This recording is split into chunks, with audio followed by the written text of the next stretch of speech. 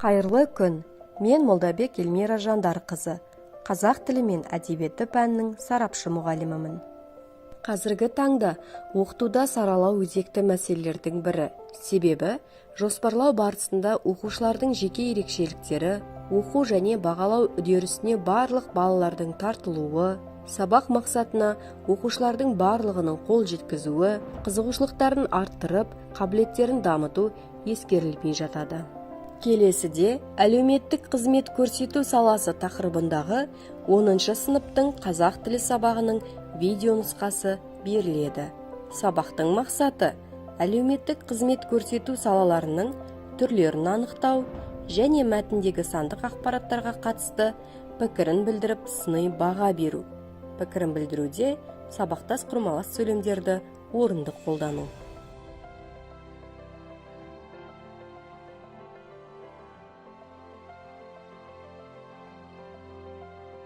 Бұл сабақ математика және экономика пәндерімен байланысты болғандықтан, оқушылардың сабаққа қызығушылығын арттыру мақсатында жұпқа бөлуде ақша санау әдісі қолданылды. Жұпқа бөлінгеннен соң, оқушылардан өздеріне берілген айлық табыс көзіне қатысты пікірлері сұралады. Бұл әдіс оқушылардың тақырыпқа қызығушылығын арттырады. Келесіде сабақтың мақсатына сәйкес оқушылардың айтылым дағдысын дамытуға бағытталған тапсырма беріледі.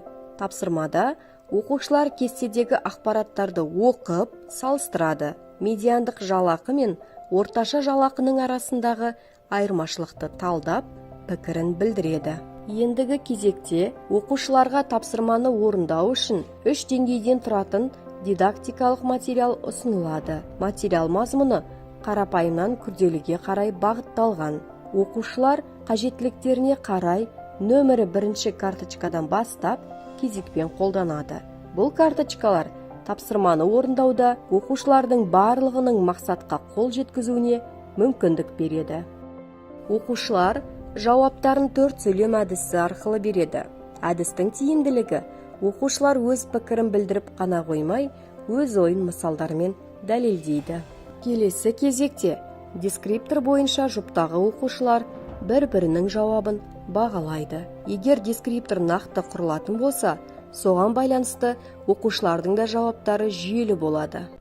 Ендігі кезекте оқушылардың сыни ойлауын дамыту мақсатында мәселені шешуге негізделген ашық типті қосымша сұрақ ұсынылады.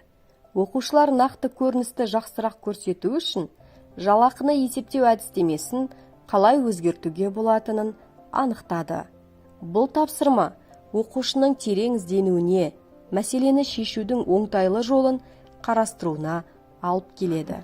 Сабақтың соңында шаршы әдісі арқылы оқушылар сабаққа кері байланыстарын берді. Қашықтықтан оқыту жағдайында оқушылардан кері байланыс алу үшін Padlet платформасы қолданылды. Бұл оқушылардың кері байланысын бір уақытта қарап, оқытуды дер кезінде түзетуге тиімді. Кері байланыстарыңыз үшін үлкен рахмет. Өзіміздің бастапқы мақсатымызға жеттік деп ойлаймын. Себебі біз дәл осы жалақылардың түрлері және медиана туралы көптеген ақпарат біліп, статистикаға сүйене отырып талқылай бастадық. Бұл да мен үшін өте құнды